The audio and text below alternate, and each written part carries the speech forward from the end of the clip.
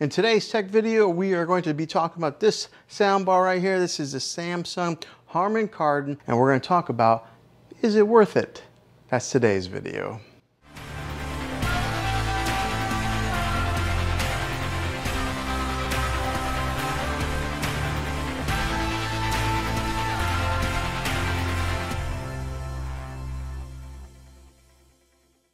Well, hey guys, Juan here. Thanks for stopping by my channel and checking out this video. So if you're watching this, I'm assuming you're in the market to possibly buy this soundbar right here. Now, Samsung and Harman Kardon have come together. Samsung bought out Harman Kardon because they wanted some of the patents that they had, and so they ended up buying the company. The only reason I know that is, okay, I know somebody who has a son that works at Harman Kardon, so that's how I was able to get the scoop and all the details on that. But now I don't work for Samsung, I don't work for Harman Kardon, so this review, this portion of video is my honest consumer review of owning this thing. So is this speaker worth it? So what I'm going to do is I'm going to give you guys a good in-depth review on this soundbar, so that way you guys can know the specifics on it and what it does. And then at the end of the video, I will tell you if I think that it's worth it. So let's go ahead and dive into the review portion of this video. If you don't want to watch this and you just want to hear the other thoughts, you can fast forward all this and get to the end. But I think it'd be something good for you guys to hear if you're in the market to buy this. So let's go ahead and dive into the review portion of this video, and we'll put that footage in now. All right, so let's talk about the cosmetics on it first to get started off. So on the top and the side here, or on the front and the top here, it's got a metal grill that kind of gives you a little bit of that industrial feel. And it is a pretty solid soundbar. It's got a little bit of weight to it. I did not mount it onto the wall. I just kind of put it right here. Well, basically, because I can't mount it onto the wall. I'm on a corner section here in this room, so there was no way for me to mount it. But if I did have that capability, I would probably mount it up higher just because I like that cleaner look. But I think it looks pretty good like this, just on the stand right below TV. And the way that Samsung designed this is to pair up with their television. So as you can see, it does not go up above the screen any. So that's kind of nice to give it that nice clean look. But it is a real sleek looking soundbar, and it's got the branding on the top here that says Samsung Harman Kardon, but it's black, metal, real sleek looking. Now in the top corner over here, there's the indicator light. It's only on this side of the soundbar all the way to your right. And then also on this indicator light, it lets you know what input you are running. So since I am running an optical cable to it, it says direct in. If I was running Bluetooth, it would say BT.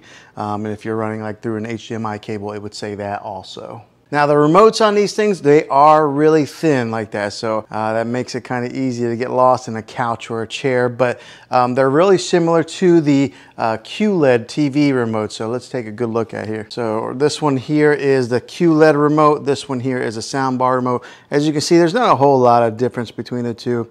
They're both real thin, they're angled like that, but yeah, they made them real similar to their QLED remote. Now, whenever you do hook in this soundbar, and if you are hooking it into a Samsung TV, then you don't need the soundbar remote. You can control everything with the TV remote. So the setup process on this soundbar was the easiest that I've ever experienced on hooking up any type of soundbar devices. As soon as I hooked it in, instantly recognized it. So there was no need of pushing a button and really pairing it to the TV. It works. Good job, Samsung. Now on the remote control for the soundbar, you can turn up the subwoofer sound and the regular sound volume. So it does give you two different options on there. Now the different sound types that this thing has, the different sound modes are standard, surround, Game Pro, and adaptive. Now the differences with these models is that surround gives you that all-around widest sound stage, particularly in like a bigger section, so it gives you that nice all-around sound. The Game Pro knows when you are gaming and it will adjust accordingly. So like maybe if you're playing some Call of Duty or something like that and there's loud guns, it will adjust the volume on the gun levels. So it's got that smart technology built inside of it that automatically detects that. And then last is the adaptive, and that will adjust on the fly based on the content that you are watching. So for example, if you're watching something that's real heavy in dialogue, it will adjust the voice accordingly to the show or the movie that you're watching. or maybe like the explosions. So it has that adaptive capability in there to control those different sound levels. Really cool technology. Now on the side of the sound bar over here, on this side here, it does have a volume control button, a plus, a minus. It's got a button on there to push it for Bluetooth pairing. And what you would do with that, when you push the Bluetooth pairing, you gotta push it, it'll come up there, Bluetooth. Then you gotta hold the Bluetooth button for about 5 seconds, and then that sets it into pairing mode to pair it with whatever device that you're wanting to Bluetooth with it. So it is a little bit of a learning curve on that, but and it's really clean with not having a whole lot of buttons on the side there. And then of course there's the power button on the side as well. But when it comes to the Bluetooth, you might have to have a little bit of patience. 5 seconds. Okay, so now let me give you a little bit of a sound test with this to show you guys what it sounds like, and then I'll dive into more of the specifics with it. Okay, so what I'm going to do here is right now I've got a wireless Rode mic that I'm hooked up here. That's what's picking up my vocals. I'm going to take that microphone and try to give you guys the best sound test I can by putting the microphone right here near the sound bar. Now I'm going to play a non-copyright song here, Andrew Apple Pie. It's one of my favorites that I use for any type of vlogging or any kind of background music. But that's how I'll give you guys a sound test to kind of give you the best type I can for video. Okay, so here's a Rode mic. We'll go ahead and put that thing right here in the center. And let's go ahead and play it.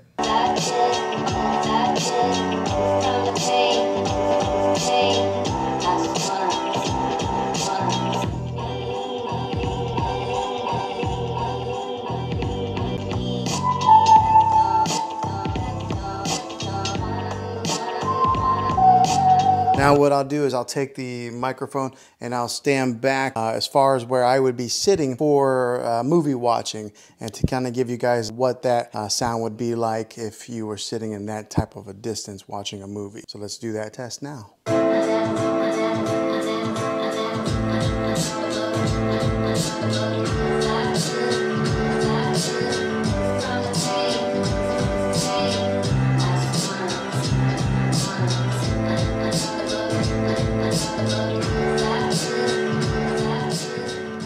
Okay, so that gives you a little bit of an example of what this thing sounds like. It's a great sounding sound bar. So let's talk a little bit about more of the specifics here. So this sound bar will get you 360 watts of power coming out of these speakers. So there are speakers on the top, and then there are speakers here in the front that are booming out, and then you got the sound bar that I have sitting on the floor there. You do get a dedicated center channel, which does a fantastic job of handling the vocals when it comes to any kind of movies or anything like that.